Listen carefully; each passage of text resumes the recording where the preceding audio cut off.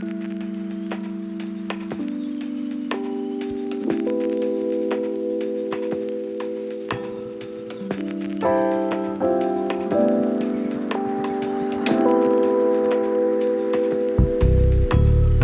everyone, my name's Jesse Dodd, and today I'll be giving you a little bit of a behind the scenes look into my new single, Needing You.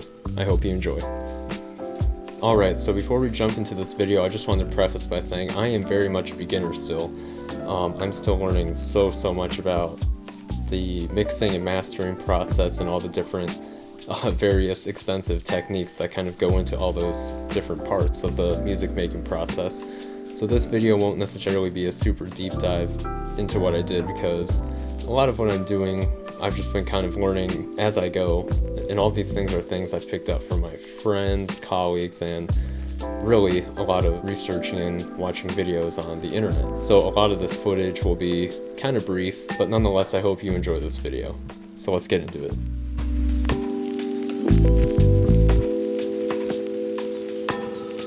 So the basic idea behind this video was I wanted to make a song for my girlfriend for her birthday. A lot of the inspiration for this came from artists that I listen to, such as Charlie Puth and Lawrence, the band. As you'll hear, there are parts of the songs that take heavy influence from those two artists and bands and how they texturalize their music and add different sounds in, different textures to kind of make it pop a little bit more. So what you see behind me here is the entire song and project in the mixing phase. So I'll kind of show you a little bit with that. Alright, so what we have here is what the actual project itself looks like on my two monitors. So my top monitor here has all of the tracks, and then my bottom monitor here is where I have all my faders and all the mixing and plugins laid out, as you can see.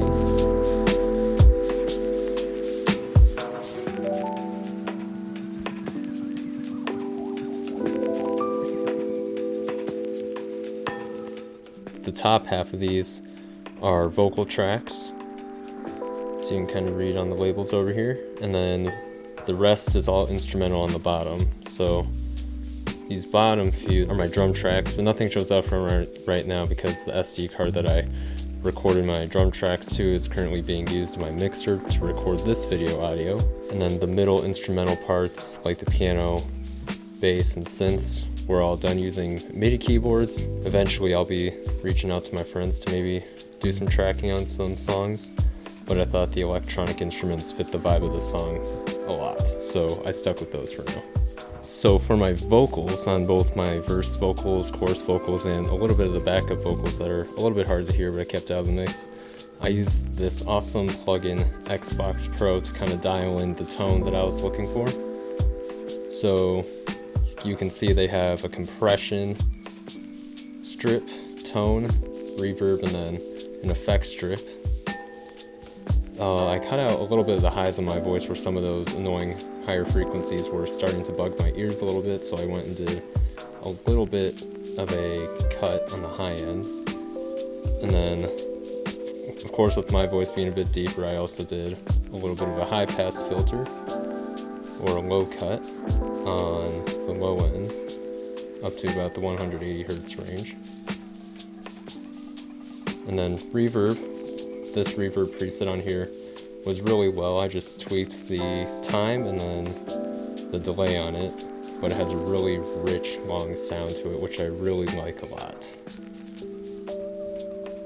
So on the same verse vocal, after the Xbox plugin, I went ahead and added the Pro EQ2, which is just the stock plugin here in Studio 1.6, just to be a little bit more precise with my cuts and my high end of my voice. So as you can see, I made a little bit of a cut at the 2K range, just to get rid of some of those annoying tones up in the high end.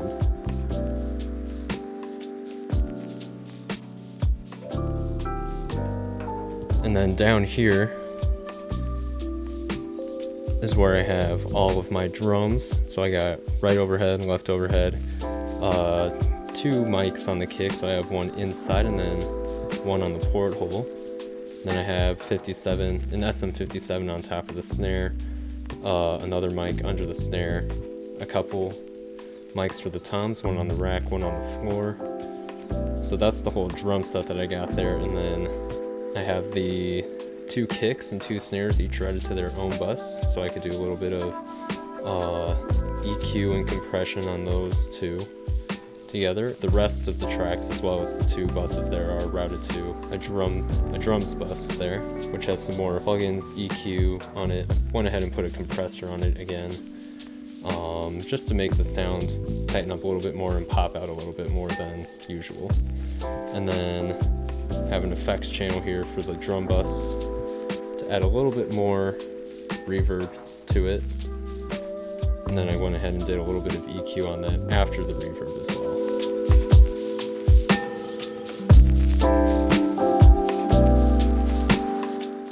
So the chorus of the song was actually the first part of the song that I had started with for this entire thing.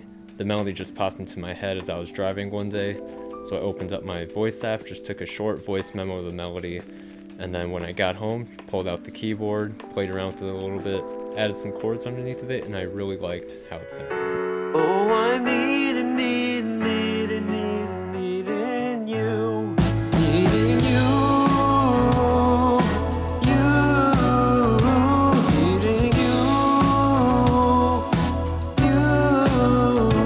All I need is you.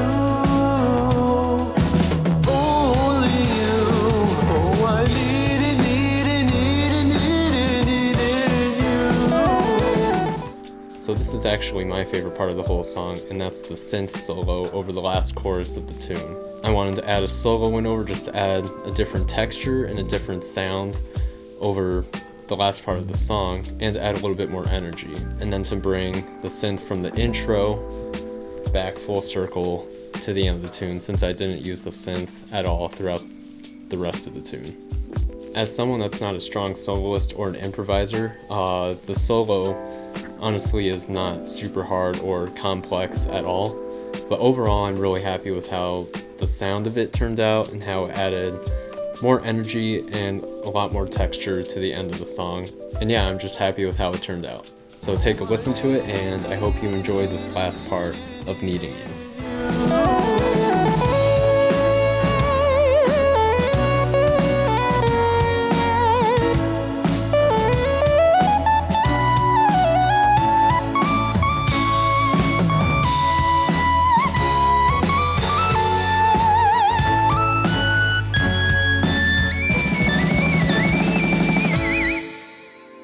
Thank you again for checking out this video, and I hope you're able to take something away from my creative process of how I formulated this song. Thank you again so much for checking this out. I'll catch you all later.